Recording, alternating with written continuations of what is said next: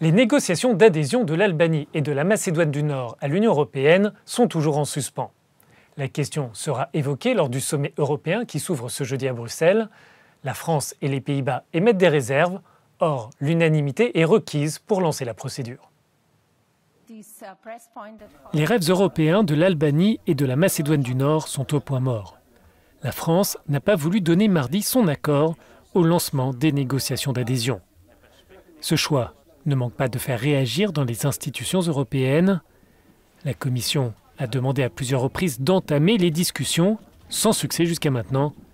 Elle lance un nouvel appel aux États membres. Je souhaite faire un commentaire politique, au moins ce que je pense.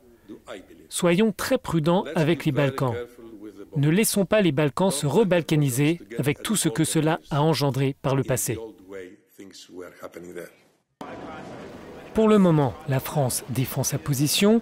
Pour Paris, c'est un problème de méthode et souhaite donc une réforme du processus. Dans ce dossier, le président français peut compter sur le soutien des Pays-Bas. Toutefois, pour les socialistes néerlandais, cette décision va écorner les relations entre l'Union européenne et la Macédoine du Nord en particulier. Le message que l'Union envoie à ces pays est le suivant. Ce que vous faites n'a pas d'importance, nous ne sommes pas là pour vous.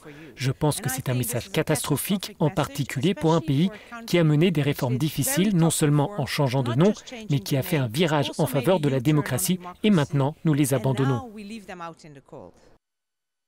Alors que les dirigeants européens s'attendent lors du sommet de jeudi et vendredi à Bruxelles à des discussions difficiles sur le Brexit, les tensions pourraient créer des failles dans le couple franco-allemand sur la question des Balkans.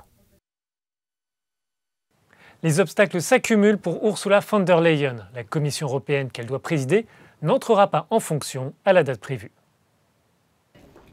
La prochaine Commission européenne n'entrera pas en fonction le 1er novembre. Le lancement du mandat de l'équipe d'Ursula von der Leyen est reporté d'1 mois.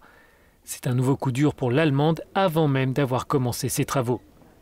Ce délai fait suite au rejet par le Parlement européen de 3 commissaires désignés. Le cas le plus emblématique est la mise à l'écart de la candidate française Sylvie Goulard pour des questions d'intégrité.